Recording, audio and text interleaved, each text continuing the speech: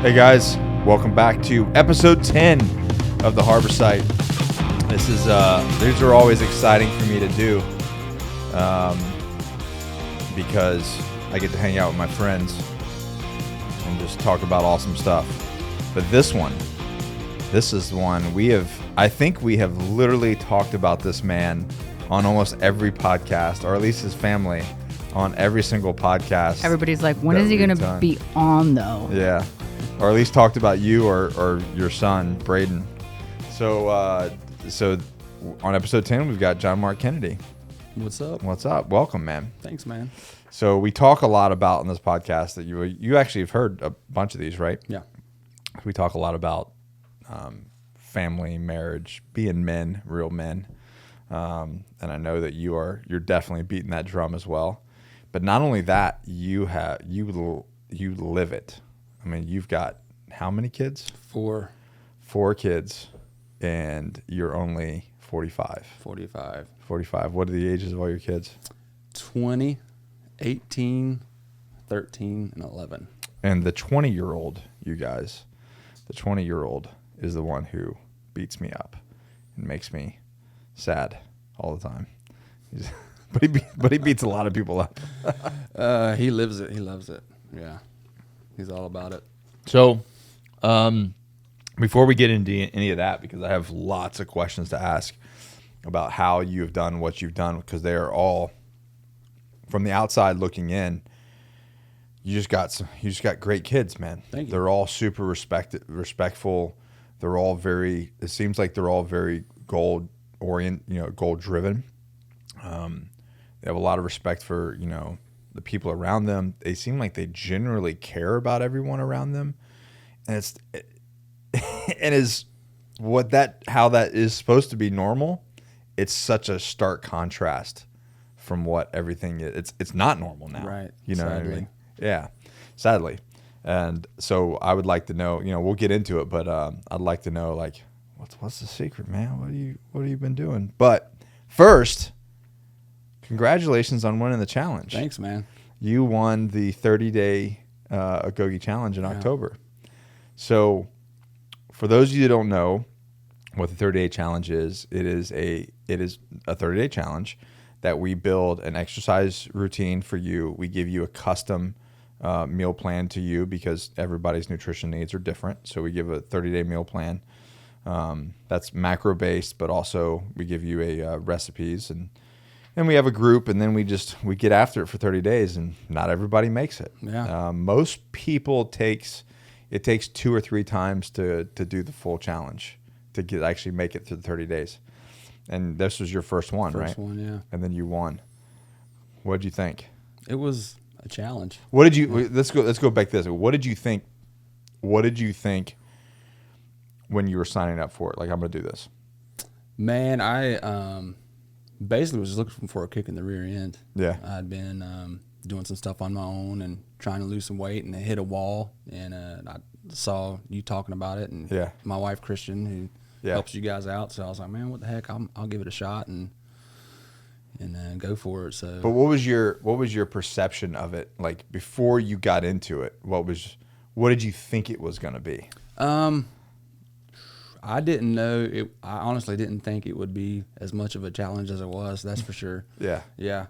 I figured it'd be, one workout a day and here's a meal plan and go after it. But it was a lot more involved than I thought. Yeah. So one of the things going into it is I'm going to do it. I'm going to try it and, learn something from it. Yeah. If nothing else. So. Right. And what was your, did we put his stats?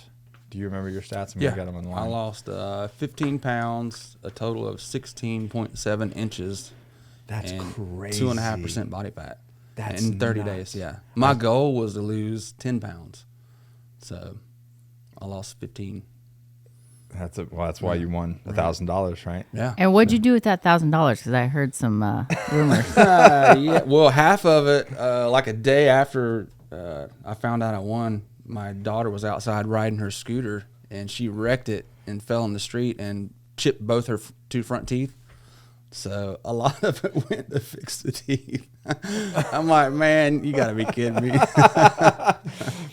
like all that hard work and be like, there you go. Dad life, hashtag. Yeah, dad life, right? I'm going to go get something for this hunting season. Right. Nope. Yeah. What was the rest? I got a pistol. What'd you get? Yeah. Hellcat. Nice. Okay. Yeah. There you go. Yep. There's something. That's okay. I That's was good for talking that. about, I heard that you guys ordered a sauna. Yes. And I was thinking that was what you Yeah. did. What did you order? It's a clear light, 2-person. Okay. Yeah. We use the sunlight in saunas, the infrared. I love that thing. I'm looking forward to it. All the research and reviews I did on it is. Where's Braden been going to sit in the sauna? He joined a gym down the road until ours comes in. Just to do the sauna. Just to sit in the sauna. I keep trying to give him an ice bath, and he keeps bailing on me. He's like, "Nah, I'm gonna sit in the sauna." I haven't done that yet. I need to. That's something, man. That is something. All right, so you lost 15 pounds. Yeah. And then inches. I mean, obviously, I know your waist came in a ton. That was the most. Yeah, I think. Yeah. I actually gained some inches on my legs. Yeah. Which was a plus. It was miserable, wasn't it? It was. So those videos you were posting when you were getting it in, I was like, oh man, I know he's feeling miserable right now. It will definitely push your limits and push you through the paces for sure. But so what do you think other than the physical changes that you've gained and then maintained from what I've seen, what do you think you gained? What else did you gain outside of that challenge? For me, man, planning your workout, planning your meals, paying attention, closer attention to my macros, and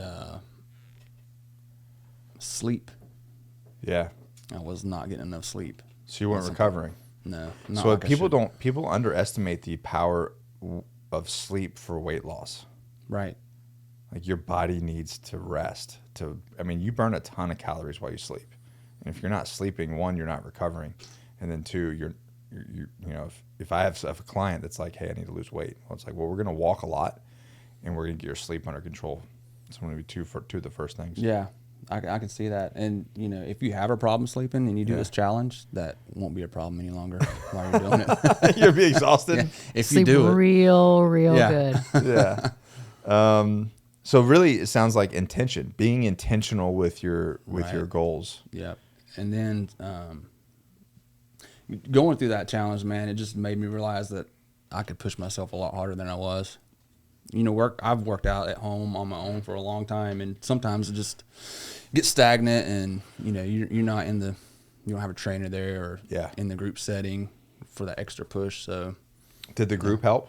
It did. Yeah, for sure. Even though it was virtual, right? That's awesome. Yeah. And then also too, man, you don't need fancy equipment to get a hard workout in. You don't need anything really. No.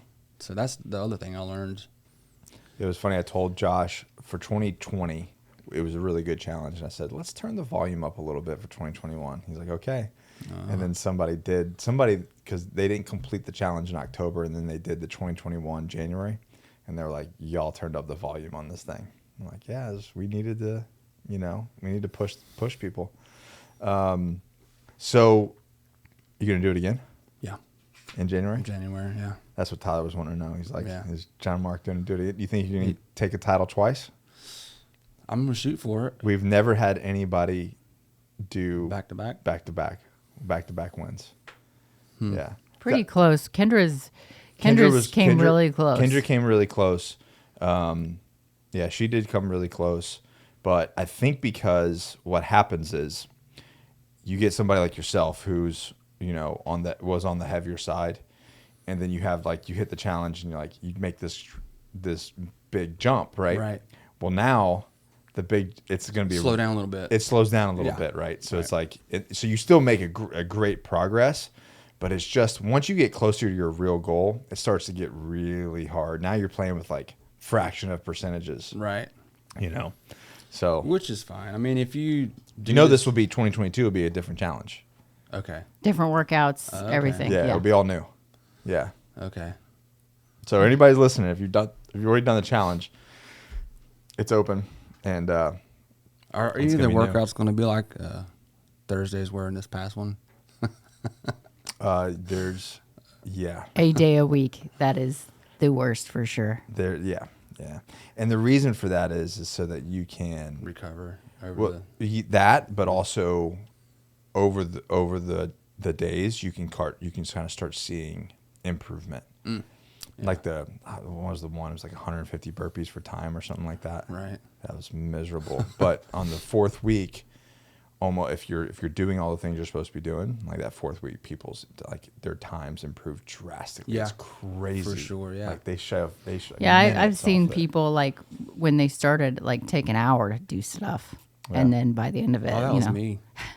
Yeah. Yeah. At the start. beginning. Yeah. Just couldn't breathe. Yeah, man. You're just not. That's a lot of weight to get up and down. I hate burpees. So what was your heaviest that you've ever been? 285. Now was that like a planned 285, or you kind of let yourself? I was powerlifting at the time. Yeah. In my late 20s, early 30s. I don't remember exactly what year it was, but yeah, I hit 285 and was like, man, I'm going to push for 3.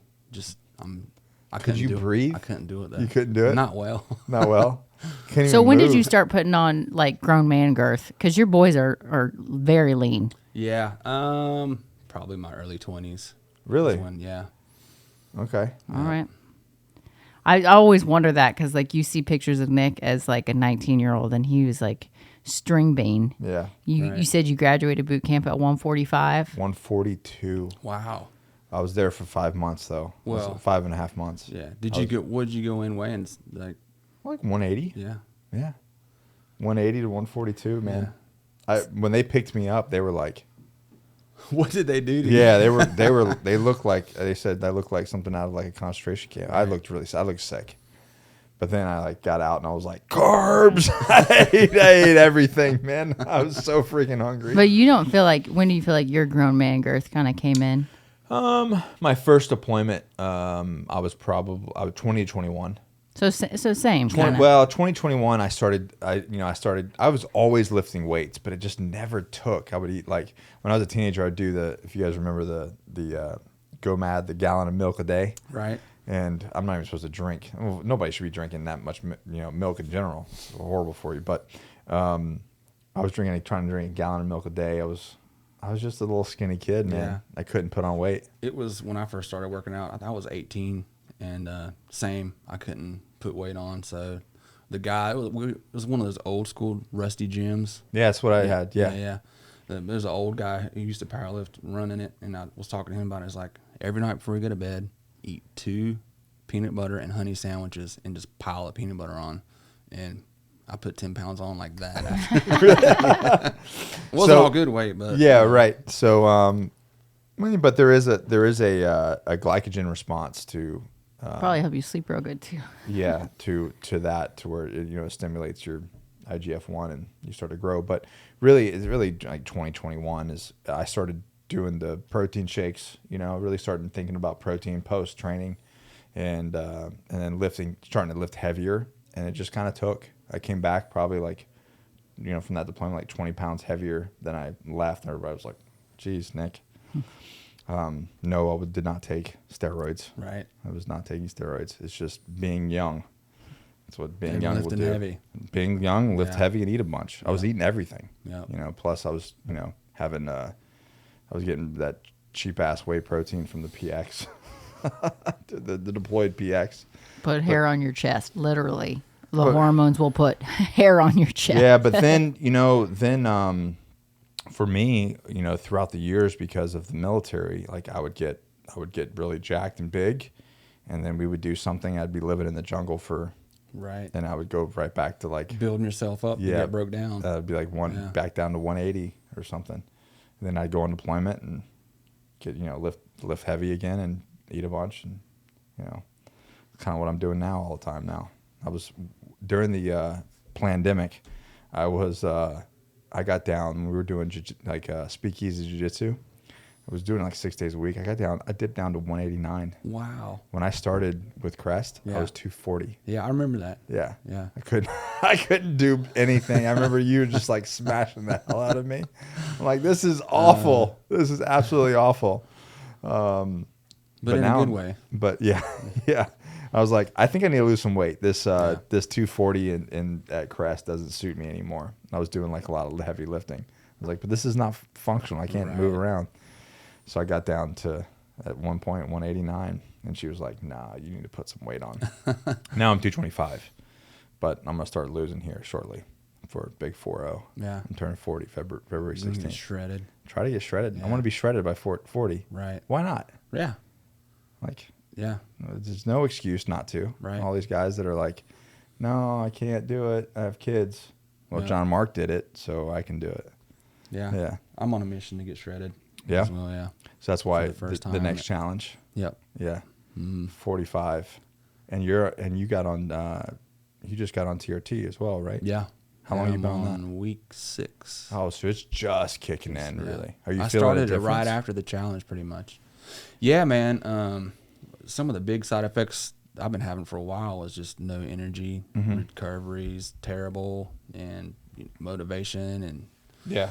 so Like your drive, you just have a lack of drive. Right. Yeah. And I had testicular cancer when I was That's I was right. diagnosed when I was 17, and I lost my right testicle then. So, any of you men out there, ages 18 to 40, check your boys. You know what they're supposed to feel like. Yeah.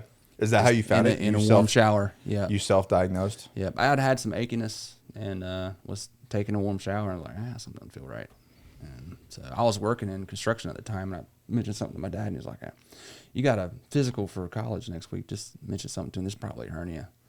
But I told the doctor about it, and the first thing he checked, he walked out of the room, came back in, had an appointment the next day for me to go to the hospital. So, Dang.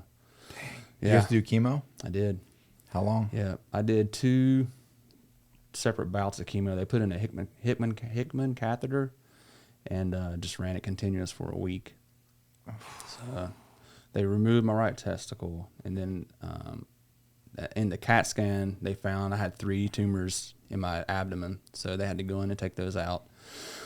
So I think it was stage 2, if I remember right, because the next stage would be lungs, and then it goes to your brain. So thankfully, it got caught before it, because once it gets into your lungs, it's pretty nasty. Men, So- feel yourselves. Yeah, check them out. Grab those things. 'em out, Yeah. yeah. Yep, That's yep. scary, man. So because of that, I started having symptoms probably, 10 years ago. I went in and talked to my doctor about it, and told him I wanted to get my testosterone checked because I had been doing some research, and I'm like, Yeah. man, I'm a boy down, so it wouldn't surprise me. I'm getting close to that age, and it came back then in the low 3s, and I was like, oh, you're good. He's like, Why? I hate that they do I that. know. He's like, are you depressed? Are you suicidal?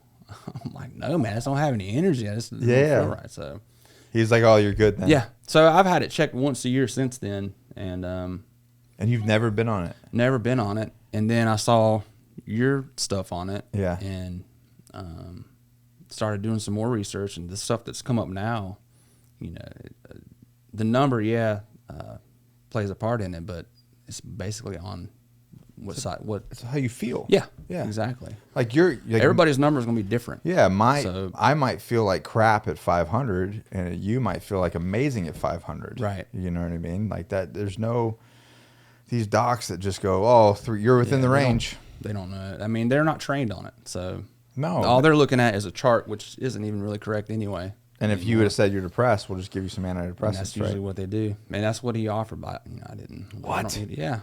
I'm like, that's, What a scumbag. Yeah. Yep. Ugh, I hope he wasn't a So- friend. No. So when you, what were you thinking at your age when you found out you had testicular cancer and you had to go on chemo? Like where was That your head was a at? shocker. Yeah. I mean, when you're young, that you got the rest of your life ahead of you. So. Or you think you do. You think you do. Yeah. Until something like that happens. So. Were you already with Christian? No. No, This this was was before. Yeah, I was 17 at the time. I turned, so I didn't meet Christian until college. We were Did they 20. give you any implication of the reasons why, or do you have any thoughts, reasons why? No, they don't, they don't really know why. This is not really hereditary or anything like that. So, yeah, and it seems to be most common in men who are in their mid-20s to early 30s, but Yeah. it can, from 18 to 40 is kind of the range.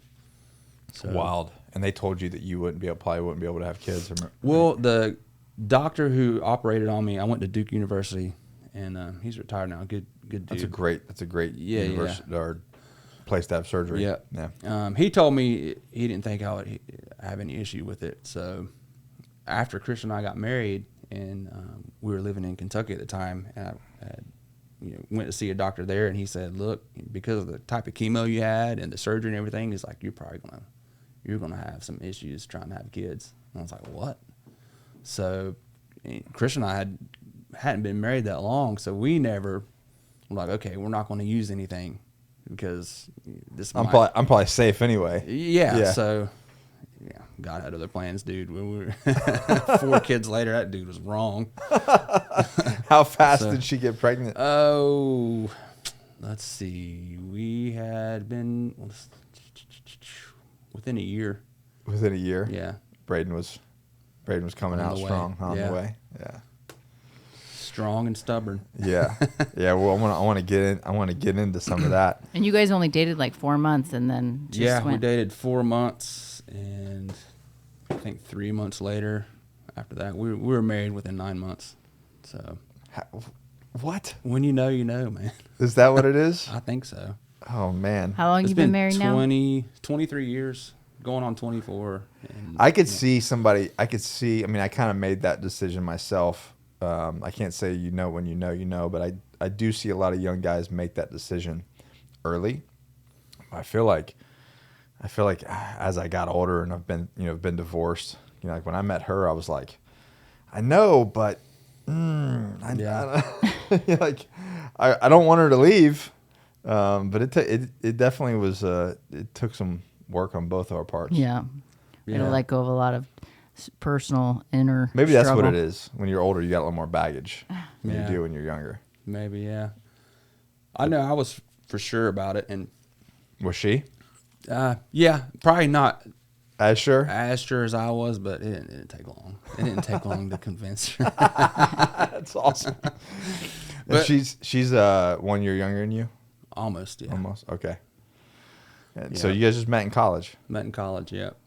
And now that Braden's 20, and I look at him and think that's the age I was when I was That's what's weird, and got right? married in 20. I'm like, just can't imagine. Like what were my parents thinking? Yeah, exactly. He shows up and be like, I met the one. Right. I'm like, yeah, whatever, dude. Right. But I did that. Right. So I don't know. I think when I look back at myself at that age, I feel like in my head I was much more of an adult than what I currently see. Yeah. Now, I don't know if that's a skewed perception. Right. I kind of feel the same. You know what I mean? I feel like we were more grown up, but could that be a skewed perception of where we're currently at? Yeah. We're looking at, back then, would a 45-year-old look at a 20-year-old going, "You're a kid. You have no business doing this." Right. I don't know.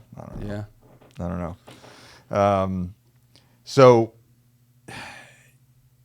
what did you guys getting into? Well, let's hold on with the testosterone. Why did you not get on TRT for a decade? Because my doctors wouldn't. He said it was okay. They wouldn't do it. They said I didn't need it. Yeah, because the chart. I forget what the chart's called, but if you're in the upper 280s to I think maybe 800 is the range. If you're falling in that range, the regular doctor's going to say you're okay. Yeah. It doesn't matter what symptoms you tell them they have or any of the other tests come back. If you're in that range, they don't have any training. That's what they say. That's what they say, yeah. So for 10 years, you just were dealing with it. So just so you know, at 30, you naturally are going to start to degrade anyway. Right. On top of your situation.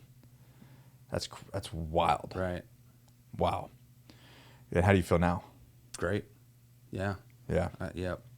It's a life changer, man. It is. Yeah. You can accomplish. So one of the things the CEO did, he went to. I love this. He went to the Porsche dealership, and to basically talk to all the sales reps, who's older guys, especially at a Porsche dealership, right? Right. And he said, "Give me your top 10 sales reps." And he's like, "I'm gonna put them all. I'm gonna test their blood, see where they're at, and if they're low, I'm gonna put them all on TRT for free." for like a certain amount of time. He's like, if you don't see a sales increase by X, then no big deal, it's free. If not, then you're going to pay me to put all your guys on TRT. I think they saw like a 40% increase. Yeah, once they got on.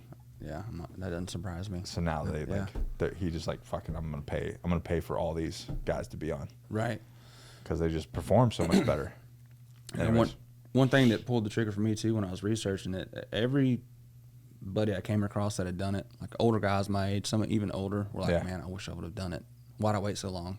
I wish I would have done it 10 years earlier, 5 years earlier. Yeah. So. Well, it's good that you got the blood test every year to monitor it. Right. Did it continually go down, or did it kind of hover? It kind of hovered. And actually, the last blood test I had one this summer in September before the challenge was my regular yearly thing. And it was in the mid-4s. And I had a little extra weight on, so I'm like, I'm going to see if I can get it up on my own. Yeah. And, there's one of the reasons why I did the challenge. At the end of that challenge was when I had the blood work for it, and it had gone up to almost 5. Uh-huh. So it went up some, but so not that much. That's always like and I think we talked about it this Christmas party. It's kind of like the chicken and the egg, like what comes first. Some people say, hey, don't go on TRT, lose weight and eat right, and it will come up a little bit naturally. Get in shape. But if you're in a position to where you don't have the drive and you can't recover, when it's like, okay, do I go on TRT now, and then allow that to help me lose the weight and to have the drive and the motivation, get there quicker. So it's like, yeah. And in a perfect world, you would lose weight and eat right and get your life in order, and then test your blood and go from there. But some people just. Like when I came off for 8 months when we did IVF, and she hated me.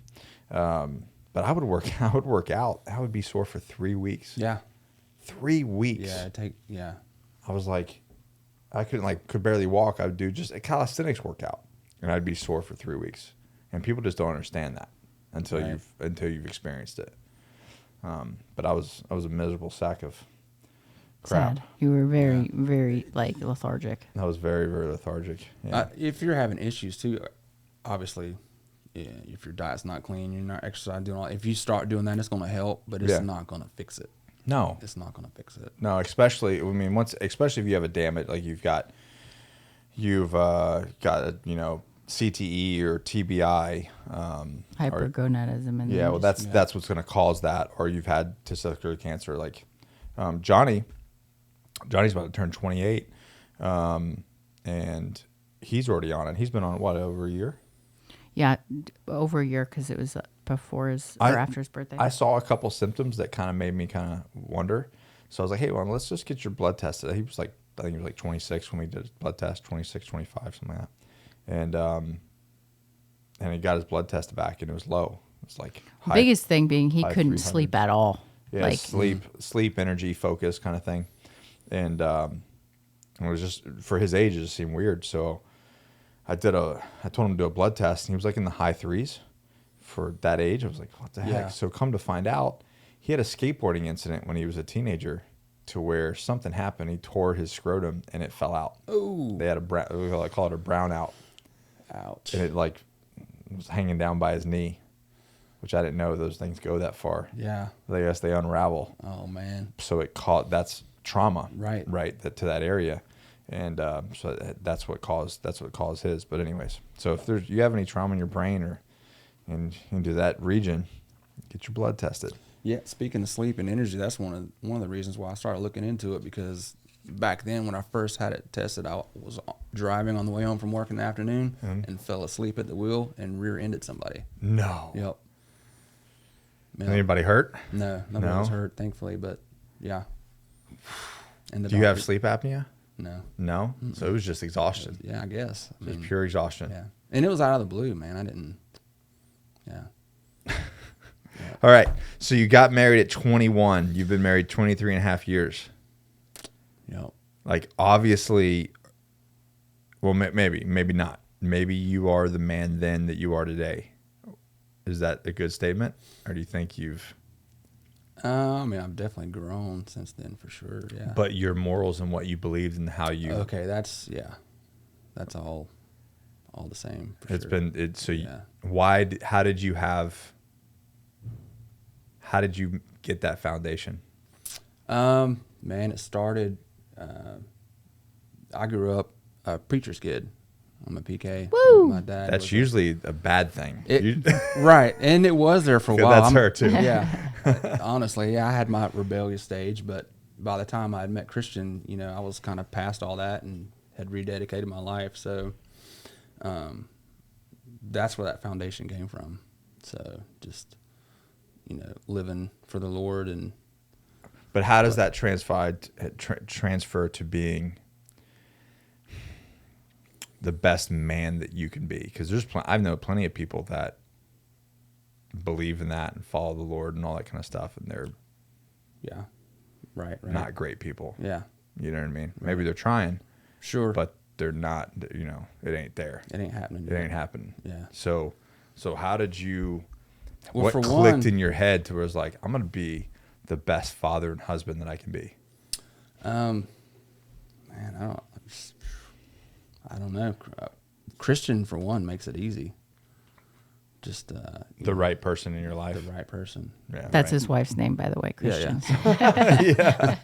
That's what Dad said at our wedding. He's like, I always prayed that my boys would marry Christians. He's like, I never figured the Lord would take it literal. I didn't mean it so literally, Right. John Mark. So what about your dad? Was your dad in your life the whole time? The whole time, yeah. Do you think that played a factor? For sure, yeah. Watching him and my mom, yeah. And he just taught me through watching him, to be a man of your word. Mm-hmm. So did you watch the short clip that I did, was it 2 episodes ago about fatherhood? Did you catch that? I caught clips of it. Yeah. Yeah. We're talking about how like toxic masculinity and how actually feminine, the feminine influence is like 75% of our culture right now. Teachers, nurses, and everything. Right. So it's not a toxic masculinity problem. It's a lack of masculinity problem. So, and then I started in the beginning of that conversation. If you guys haven't go back 2 episodes, I think it's are we coddling your children? Are we coddling our children?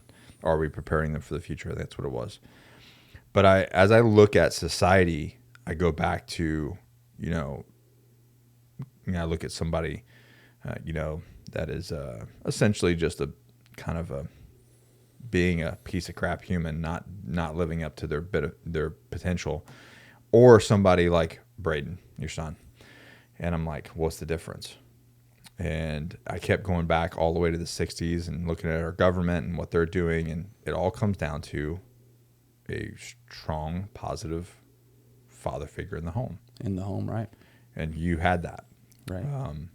So do you feel like that's a big portion of that, like having your father in the home? And did he teach you, or was it more example, like he lived by example? Both. Okay. Yeah, it was definitely both. So you guys had conversations growing up. For sure. Yeah. And then he walked the walk. Yeah. He didn't just talk it. So then you're 21. You're like, this is how I'm supposed to be. Right. Yeah. So how did you purposely,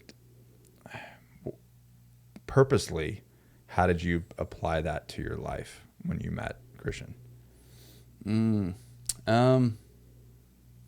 Intentionally, maybe is the Intentionally, like. yeah. What was your intention going in? Yeah. To treat her, like a queen, really. Just love her unconditionally and, be the provider, her friend. And that's the other thing, we were friends before we started dating for a little while. And Just for a little while. yeah, for, yeah. A couple weeks.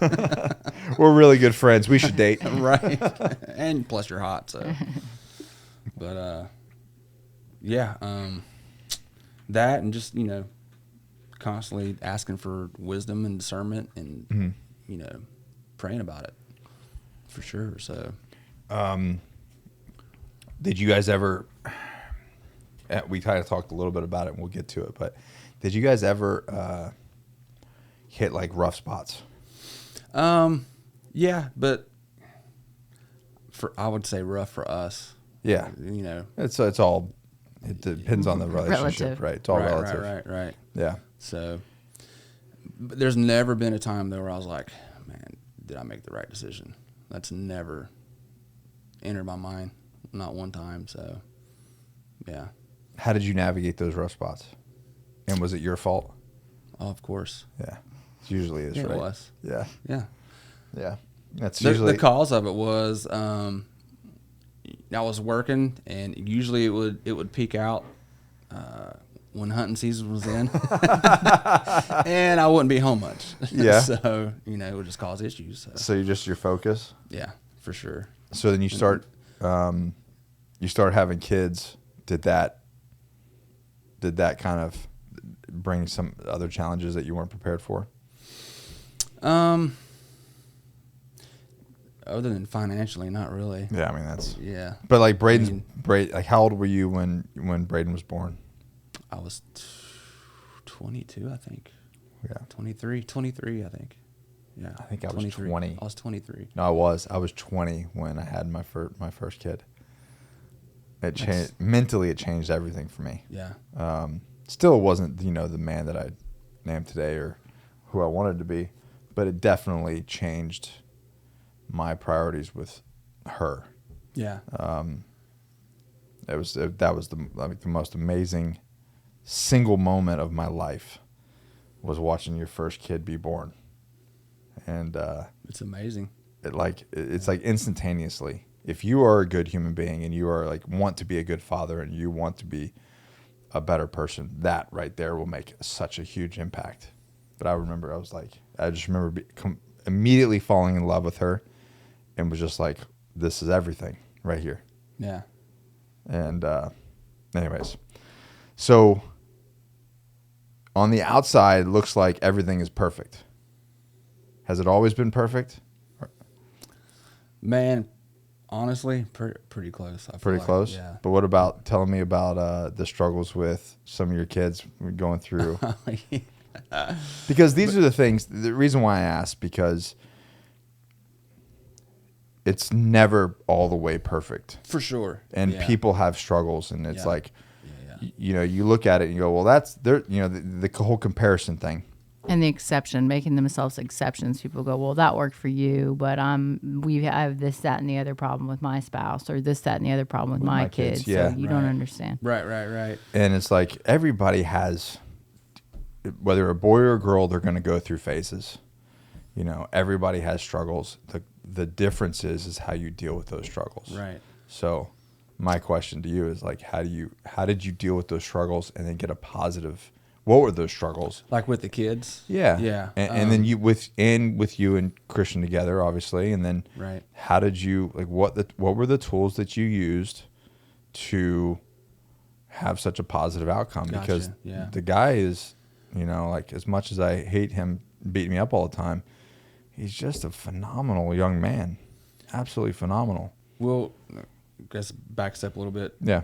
When Christian and I have hit some rough spots, whatever, it's been all about the communication, like not holding it in, not taking it out on each other. But she would usually come to me and be like, hey, come on, this is where I'm at, and I'm just letting you know. And we would talk through it and work it out. You know what I'm saying? She's the one usually initiating the conversation. Hey, I'm like, everything's fine, dude. And usually guys think that everything is fine, right? Right, Like, right. oh, the world's great, everything is fine. Meanwhile, your wife's like, no, it's not. Yeah. It's not I'm fine. like, okay. We should talk. Yeah. So then I'm like, okay, I got you. So, but Braden, it's funny to hear people say that. I mean, because when he was younger, dude, man, he was when I the was rebellious one. a young kid his age, man, I would never talk back to my dad. I would never talk back to my mom. Even though Always. you went through your rebellious stages. Right. That was later on in my teens. And Okay. see, I was, with all that stuff, I was sneaky. You know what I mean? But I was never disrespectful to my parents. When Braden was younger, man, his mouth is what would get him in trouble. And he had no problem talking back to How old was he at the time? Oh man, young up until preteens, early, yeah. Were you just like losing your mind? Oh my goodness, man, it was. He got some spank. He got spanked more than any of the other of my other kids. Oh, Yeah, it was. He was. I mean, I knew he's very opinionated and strong-willed. Yeah. And that's can be a good thing when it's channeled right. So we were actually talking about that. We were talking about these kids that are really rebellious young. We look at it initially. We look at it as like they have an attitude problem, or they're this and that, or they question everything. The kids that question everything. Yeah. But then when those people become adults, they're not sheep. Right. Exactly. So it's hard as a parent. It's like I see some things as I see kids be rebellious in certain areas, and I'm like, or they're rebelling against parents. And I'm like, yes, it's a bad thing. However, the fact that this kid has it in his brain to question the why of something, right? That is so super important. And it's like, how do you keep that and not squash that, right? But also get them don't completely beat it out of them. Right. Yeah. Don't break them. They're not horses. Exactly. Yeah. Right. Like, how do you, so what did you do? I mean, luckily I recognized that then, that there was some later on, it would be a positive thing for sure. Oh, okay. So it was a conscious thing on your behalf. Yeah. Okay. Yeah. So it was just, and it's not like I spanked them all the time, but it was a lot of talks, and there's in Proverbs it says, a parent who hates his child spares the rod, but a parent who loves his child disciplines carefully. Yeah. So, and then another one is, if you train your child up in the way to go when he's older, you will not depart from it. So those are some things I always kept in the back of my head when I was That's kind of a guide. Yeah, for sure. That's what I got told right before every whooping. Now, well, hold on. Sometimes your dad would go in there and what would he say? Oh, it was bad. My mom was the disciplinarian, honestly, but she always thought that my dad should be the one to do it. Right. She still did it, but like she was usually like, your dad's going to do it. And then she thought that would make us like, oh no. But he would go in there and be like, okay, like your mom wants me to spank you, so act upset. Oh, that's funny. But, dad's building a little rapport with his kids at the same time, right? Yeah. But it was funny. She was saying she made him write. I'm going to listen to my mom. Yes. Yeah. Sentences. Yeah. He was talking back, and I would get phone calls at work, and I was like, "Babe, you cannot call me at work when this stuff's happening." You gotta handle this. Yeah. So she had set her phone up on the counter and was recorded the whole thing, and left the room, and she had told him, I will not talk back to my mom. Like 100 times, and he started writing, "I will not talk back to my ugly mom." She came back in and saw it, and made him change it to, "I will not talk back to my pretty mom." She walked out of the room, and he starts writing it again, and he's talking under his breath. He's like, "I don't know why I'm writing this. I'm writing a lie." How old was he? Oh man, he was probably 8. What a little shit. Oh yeah. So when did all that stop? Probably around 14, 15. It just stopped? He just grew out of it? Yeah, grew out of it. And I think, all the lessons over the years just... When did you, what did you have them in? Did you have them active anything? Early on, not a whole lot. Braden played soccer some. And when we lived in Ohio, I got them into jiu-jitsu for a little bit. It was at a karate school, and they were running a jiu-jitsu class, and him and Hunter went for a little bit, but something happened in that class, and it got squashed. But I ended up training there for a while in the adult class. So that was your first exposure to it? That was my first exposure, yeah. Okay. I think I was 29 or 30, and wow. I did it for a couple years back then. So. And then when did you guys do it all to, because you could basically almost as a family started. We did, yeah. So back then, I had did it for a couple years, and I actually did a cage fight for the guy. Really? Yeah. How'd you do? I won. It was it was fun. I would not want to get in a cage with John Mark. No. How heavy were you then? I weighed in for that fight 236. Whew. Yeah. How about the And other guy? I didn't change my diet or nothing. I was powerlifting at the time, heavy into it, and I started training there. And one of the guys, the black belt in karate, started a promotion with cage fighting while I was training there. That's how I got into it. But what did Christian say when you were like, "Hey, I'm gonna go do a cage fight"? She was cool with it. Yeah. Yeah? She had a lot of fun. But I was 280 then. That's when I was at my heaviest when I started. Okay. And then I started training for that fight. And it was like 9 months after I started training. I went from 280 to 236. Like, still eating whatever. Different kind of training. Yeah. Yeah. You'd have to eat a lot of food to maintain. Right. Maintain It was, yeah. So anyway, after that fight, not long after, I got promoted to branch manager, and we found out Christian was pregnant with Faith, our fourth kid, and the schedule didn't work out no more. So how did the fight go? Good. First round, it's like a couple minutes in, TKO. Really? Yeah. It's on YouTube. You have to pull it up. Oh, man. Yeah, you're going to have to find that, We'll babe. pull it up. Yeah.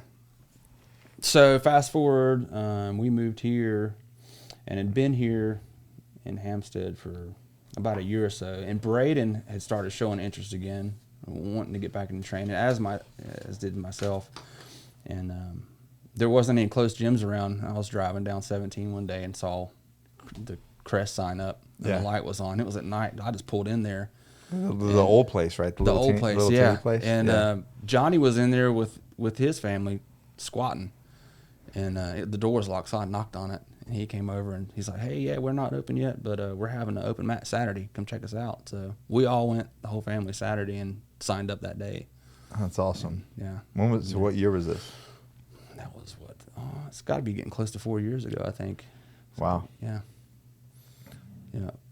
And Braden just went all in. He went all in. Like, we all did it. What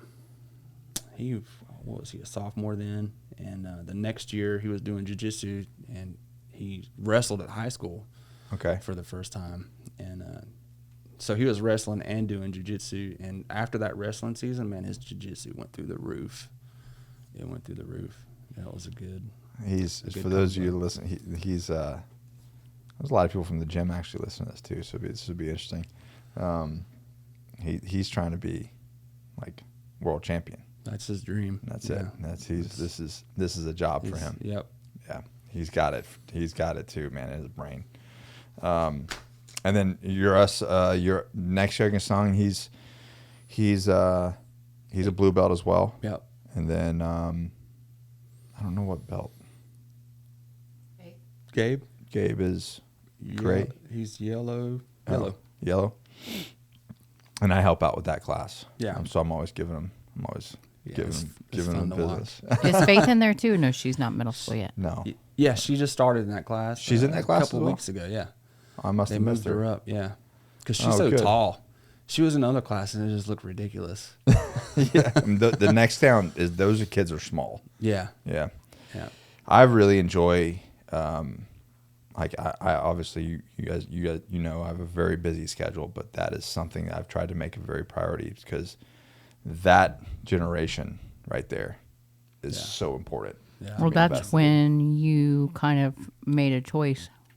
Yeah. So me personally, like, didn't have a strong role, father figure role model in my life growing up. Had some really poor ones actually.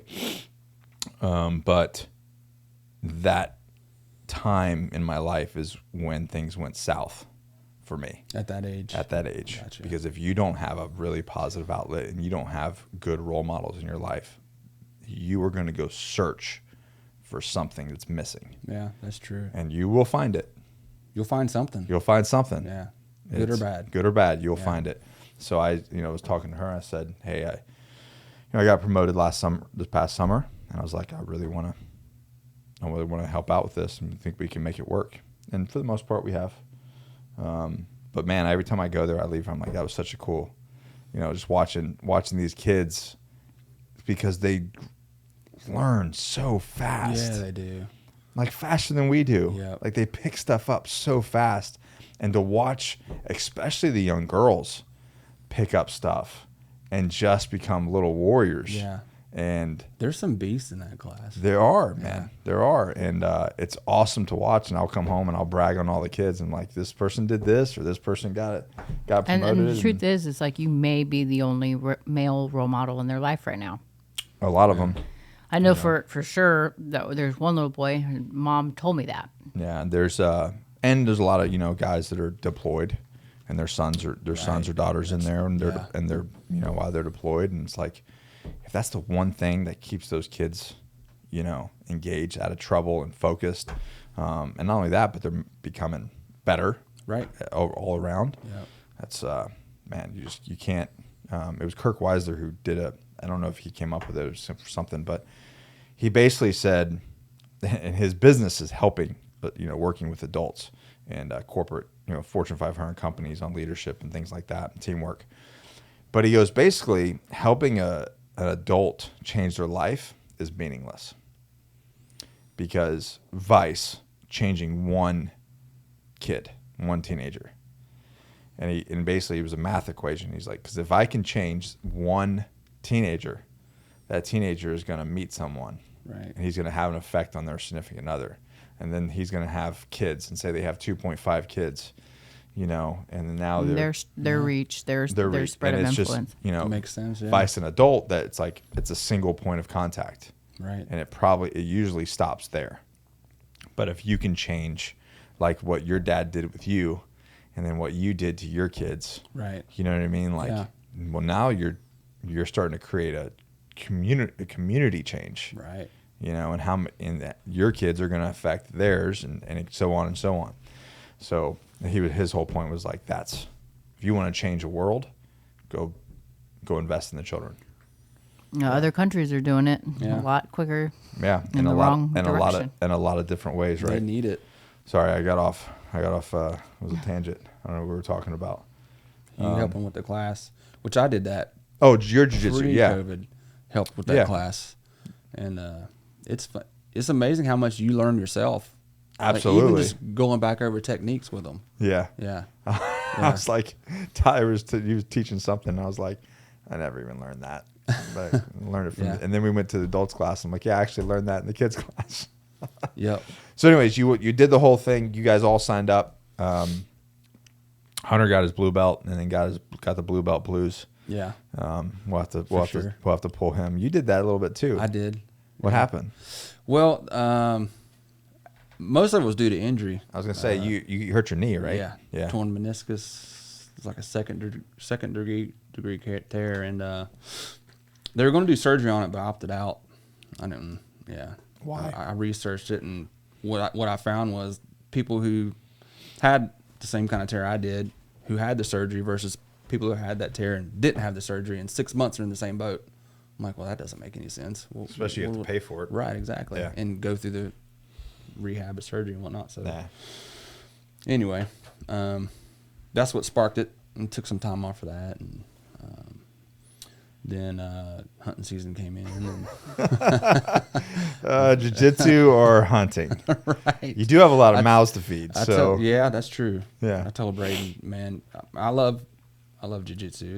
It's a lot of fun, and I'll never completely stop. But I was like, how your passion is for jiu-jitsu? That's mine for deer hunting. So just so we're on the same page. Yeah. Yeah. So how did it feel this morning? Good. It's good? Yeah. Like riding a bike. Yeah. But I mean, being lighter. Yeah. Yeah. Yeah. You still felt easier to breathe. You still felt strong to me.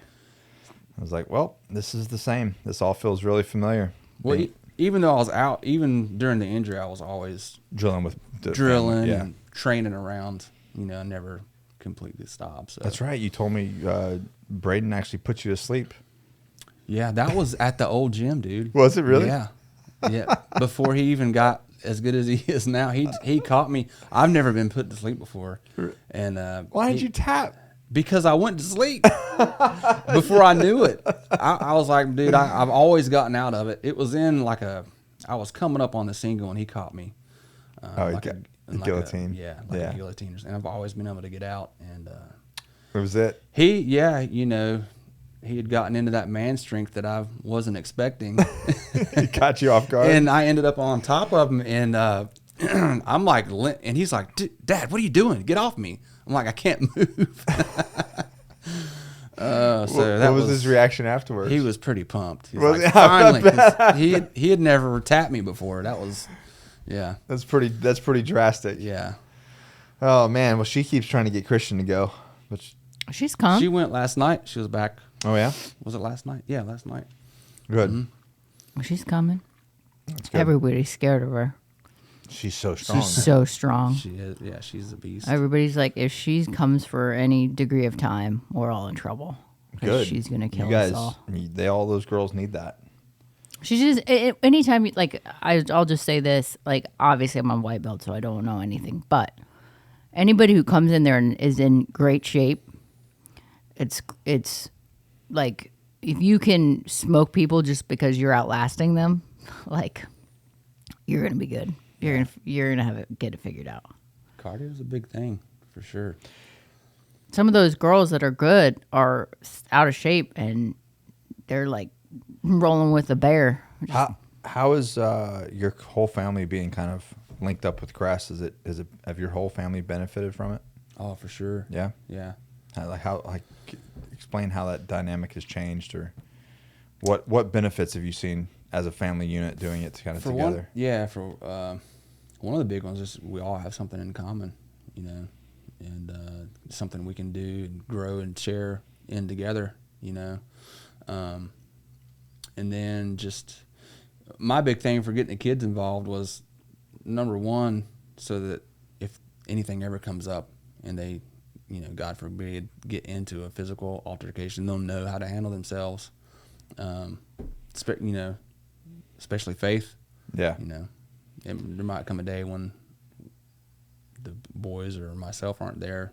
Yep. And she gets in a situation, I want her to at least have a fighting chance on knowing what to do. So that's one of the things I find remarkable about that sport is, if you look at it from a female self-defense standpoint, if a male is trying to assault a female, those positions are the positions that's true that a woman will put your butt to sleep. Yes. So you think you're, and granted there's strikes and other things that are, that you have to protect yourself from. So there's levels to this, right?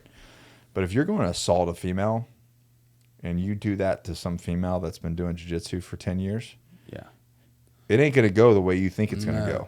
No. And that's the other good thing about jiu-jitsu is, size doesn't always matter. No. Neither does strength. No. If you're going against somebody who has the technique down, I don't care how strong you are, man, you're going to get put to sleep. I mean, yeah, you're something's how much? going to break if you don't tap. What's that? You're how much do you weigh? 220. 220? Yeah. Braden's 165? Yeah. If I don't get on top of him and hold him down. Like literally hold him down. Right. It's over. It's over. And usually it's over. Yeah. Right. So, it's over. Right. Yeah. I mean, even little Stromboli, I don't know if you ever got your hands on him. I think he's like 135. You can't get your hands, like, even if you get on top of him, right. he's out. And plus, they're going to know what to do to defend whatever attack you're coming at them with anyway. Mm-hmm. So bigger guys are going to gas out. If they can weather the storm, man, their gas tanks just don't ever seem to run out. Yeah. Like Braden can go for ever. Yeah. I've got a couple 5-minute rounds. I mean, that's about it. Yeah, you gotta go take a break. I'm gonna go sit on the wall. So there you go, guys. Like, you need to find some commonality, something you can grow that's going to benefit everybody. Yeah. That's a part of it. So 2 questions. Well, I got a couple more, but these two go hand in hand. Your favorite part of being a dad? Man, there's a lot. There's a lot of good stuff in that. Just watching them be born completely helpless, and then that whole journey to adulthood There's just a lot of That's mine too. Yeah. Watching them become them. right. Yeah, Is an a- amazing journey. It is. It's just Yeah. and when especially because there's all these different stages, right? And being able to witness these little these growths of these personalities and become who they are as their own individual thing is just, to me, is just to be a part of that. It's just it's a great gift. Yeah, the crazy, and I heard this a lot when I was young. You know, that you just cherish it. Time goes by so fast. So I keep telling her. And man, it does. It Like does. Because when record it, write it down. yeah, There's gonna be hard times, man. You're just exhausted. yeah, But those are some good days, man. yeah. Yeah. That's It's what worth it. she's really into like the toddler age. Mm-hmm. Like babies, not so much. I wasn't crazy about baby stage. Yeah. Just But because it's a lot of work. Well, Yeah, I it's mean, not even that. It was like I would have panic attacks all the time because like they're He's so so small. vulnerable. I'm like, all the- It's scary, man. You know. Well, Yeah. it was my third, so I was like, "You're all right, buddy." Yeah, yeah. And Mom was By like, like, oh my. waking up every Panic all the 5.5 time. minutes. And she would wake up like gasp. Like, it's okay. Yeah. Everything's okay. I don't think you'll be Thank like God that the for second baby time. monitors, right? Yeah. You could at least just roll over and look. I'm like, turn that thing off. You'll be okay.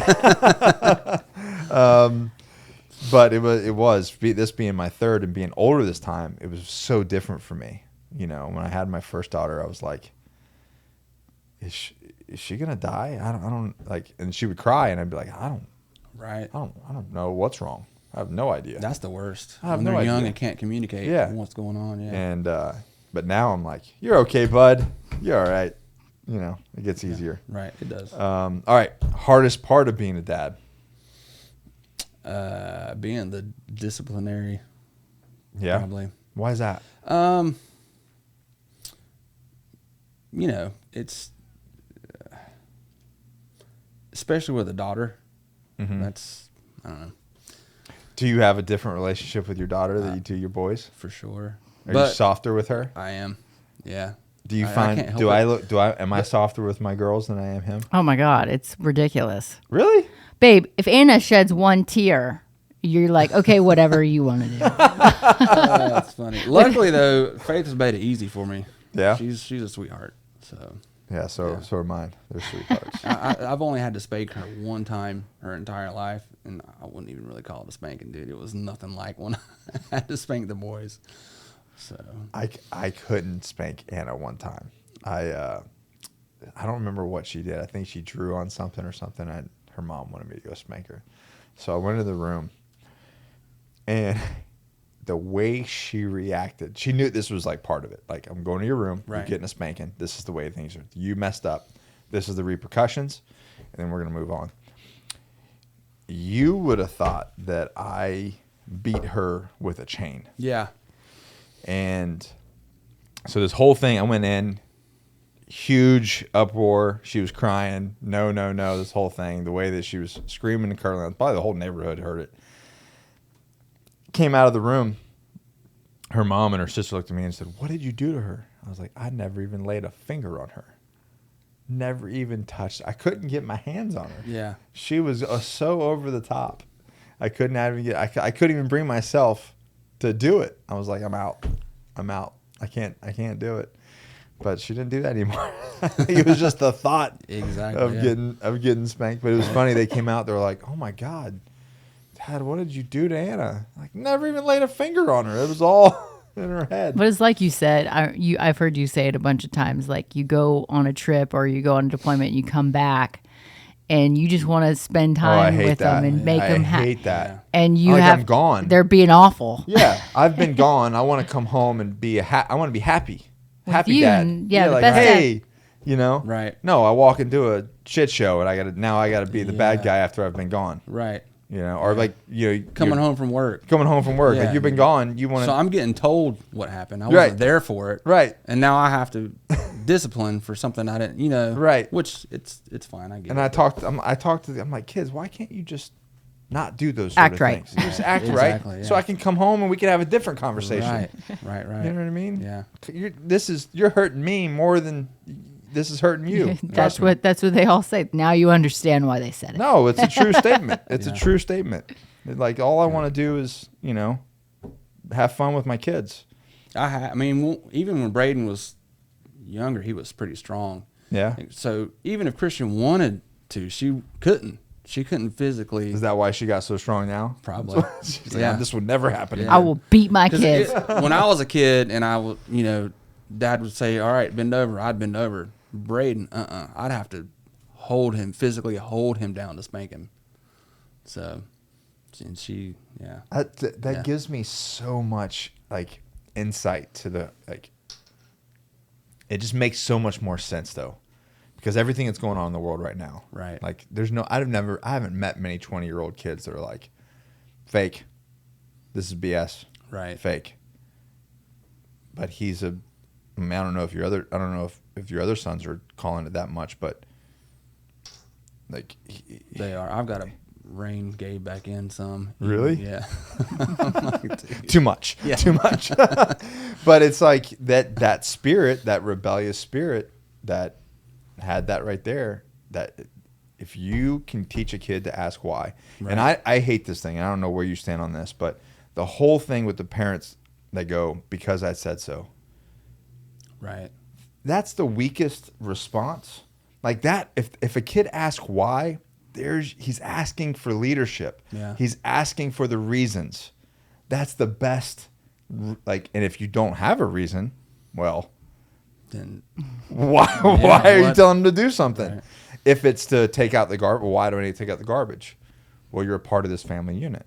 That has to happen. You need to learn about hard work. There's a million things I can break that down. But because I told you to. Right. Yeah. But the reasons why, though. Yeah. Why does this help the family? Why do you need to learn about hard work? Why do you need to know these things?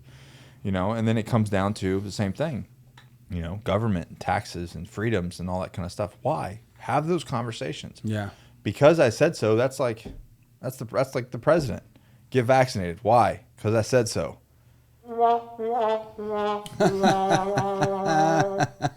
That's the same thing. Right. You know what I mean? Everybody's like, nah, bro. Right. I don't think so. It's not going to happen. Yeah. So, anyways. I'm like, nah, I'm good. I'm good. I'm good. Hard work's another one, man. Yeah. With kids today.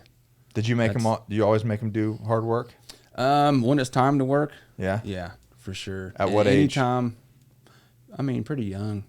Anytime that I wouldn't put up with any complaining about it. I'm like, no. Did you explain why, or you just? Yeah, for sure. Yeah, I mean, like, one day when you're out trying to earn a living, this is what it's what it takes. That's what it's going to take. And if you do that, if you show up every day and you work hard, you will outperform pretty much everybody else who's there. I saw she showed me a thing today. It's like, because people are so overweight, so unhealthy, so lazy. Now, our day right now is the easiest it's ever been to be in the top 10%. No doubt. I can see that, man. Like, how easy is it to outperform everyone around you now? Because mediocrity is now normal. Like, being lazy, being mediocre is or praised, or like the whole well, I need to take a day for this or for that mental health day. Not saying that there's anything wrong with taking a day off if you need to, but like that excuse has become more normal. And in elementary school, kids are allowed well, my child needs a mental health day. Well, from what? Drawing ABCs? Come on, man. I mean, even if they're going through something, can you imagine somebody saying that when we were kids? They'd be like, what? What the heck are you talking about? I was getting beat by a grown man. Nobody offered me a mental health day. I'm going to need a... Guess what? Made it, Yeah, today for sure, you're right. So easy. And I wonder, what are all these... If you look around, everybody's trying to hire people. Yeah. What are people doing? I mean... I don't know. I'm too busy working, John Mark. I have no idea. We... ran out last night when Christian got back from class. We ran to Bojangles to get the kids some food. She didn't feel like making dinner or whatever. And I pull up in the drive-thru, and I'm behind one guy, and just sitting there. And he's got a kid seat in the back of the seat moving around. I'm like, what? Where has he been ordered yet? Just sitting there. And he must have saw me looking at him. And he rolls his window. I was like, hey, it's not me, bro. He's like, I don't know what's going on. It took me 15 minutes to get up here. He's like, I think they're shorthanded. They've locked the door inside. I'm like, well, dude, they ain't work. That chicken ain't that good. So they didn't have enough help to run the drive-through. He pulled up to the window, and I pulled beside him. And there, you could see a person in there. They didn't even come over to acknowledge him. I'm like, that's crazy, man. It's sad. Sad. Scary. I think we had at one point when they were getting all this extra money, I think we had something like 40 something applicants. None of them showed. Wow. Yeah, they were They're just using us to to keep their benefits, saying that they were As long scheduling. as they were applying and scheduling, but they just wouldn't show. They didn't know how to get the job. And then they would just fall off the face of the earth. Like you couldn't even reach out to them again. It was crazy, man. That is we crazy. needed work, and we never slowed down. Actually, 2020 was our biggest year yet. You know, but you could not find people to work, man. Wow. And we're not paying we're paying Double minimum wage or more. Oh yeah, double minimum wage. I don't understand. And we had people that would come in and be like, and the ones that would come in and be like, nah, I get paid the same as just sitting at home. That's, yeah. But again, that's our government setting that in motion on purpose. Right. You know, because they want you, fat, and sick, and dependent. Yeah. You know what I mean? Sad. Yeah. So on that, over this past 2 years, have you communicated everything that's been going on to your family? Or was the groundwork already laid? It was already laid. Yeah. It was. Yeah. See, that's where, and I talk about this, and I'll be 100% honest. I kind of took a lot of those things for granted with my kids. Like I knew the importance of them, but they were living fat, right? So I never really, and because I was deployed so much with my first two, I never really gave those lessons of like what could the happen. Constitution and what it means, and freedom and how you have to keep it, and so this has been a very educational 2 years for them, and explaining, trying to explain what's going on. And why. And not let them get manipulated by the media. Right. Man, turn that stuff off. Right?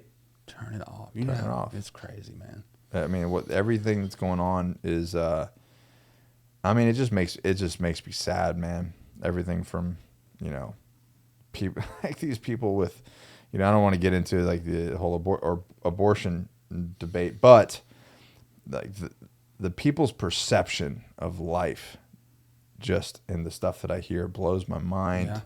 It absolutely blows my mind. And then the whole Cali is now like paying for not only people with abortions, but paying for people to come out there to like safe harbor because they can't get them anywhere else. So they're paying for their stays in hotels and things so they can come get an abortion in California. Yeah, it's pure evil. It is, man. It is. It's pure evil. And then not only that, it's like, they're talking about the rights and this and that. But when you start digging into it and you start investigating it, it's like the purest, most racial program ever. It's very scary. This is why it started. Yeah. Yeah. Planned Parenthood. You know about that? Yeah, yeah.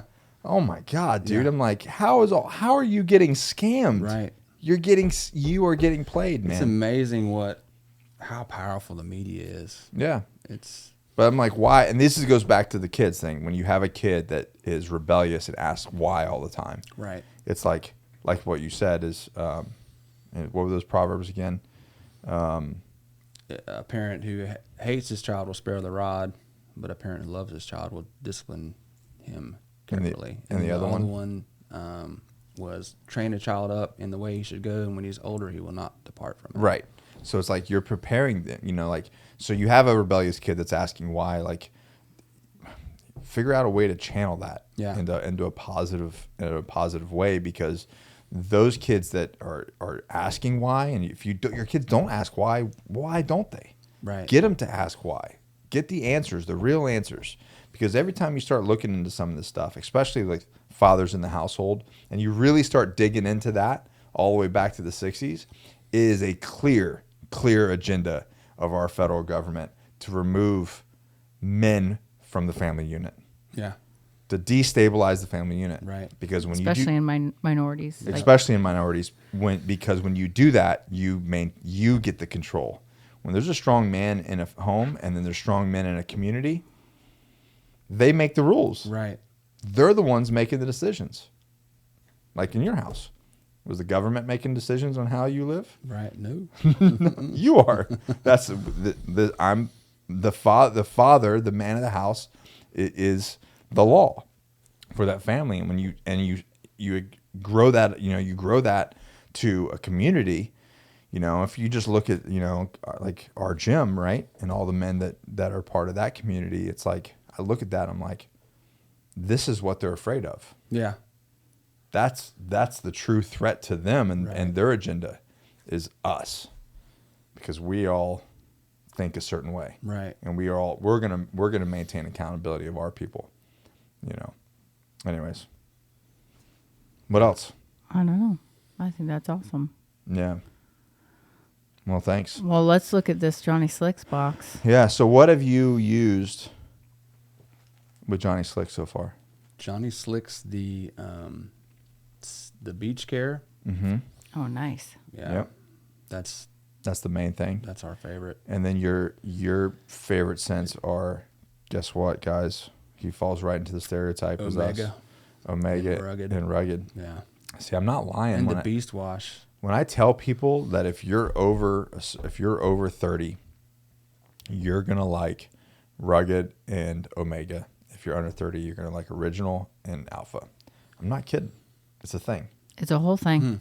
I don't know why, 100%, but it's proven. So my routine now is get out of the shower, the beard oil, and then I use the beach skincare, and then the Omega pomade on my hair, and then on my beard. And the rest in the beard? Yep. Yeah. The rest in the beard.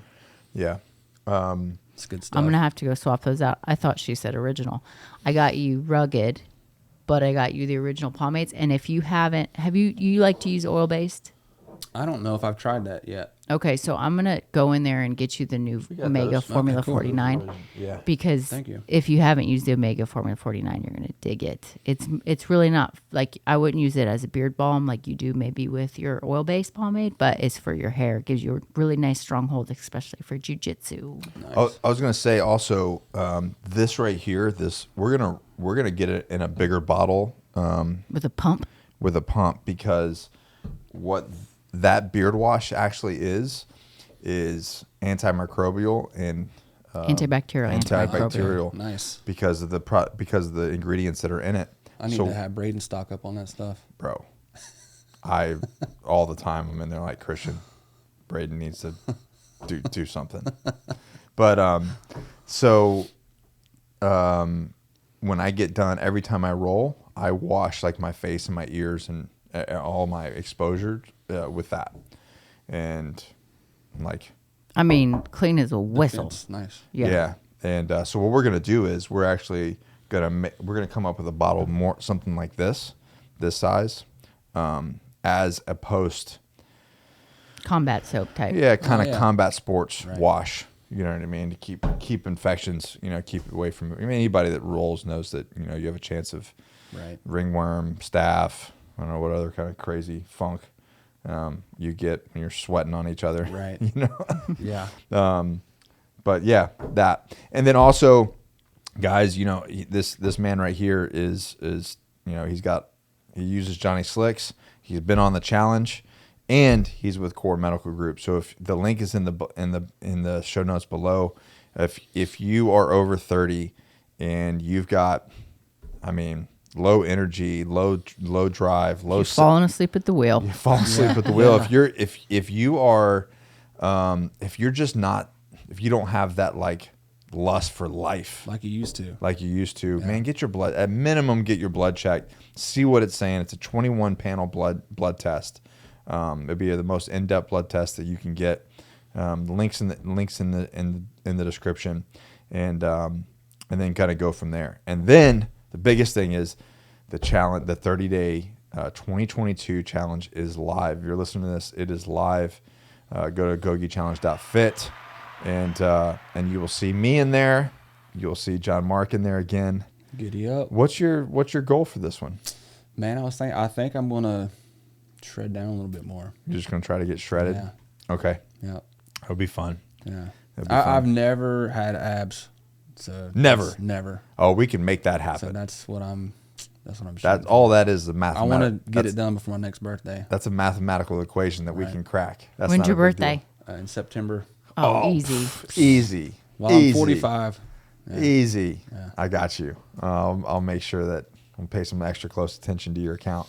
So guys, get into that challenge. It's $99, and if you put the effort in, I mean, you can win 10 times that. Yeah, and you can gift it to someone. So if you want to buy a challenge for someone else, you can do that. You just put in their information and as the challenge person, and then you do your card information and tell your teammate that signs you up. We're adding date nights to the challenge. Oh, sweet. Yeah, so that's part of one of the checkoffs that you have. Oh, are you doing the challenge then, babe?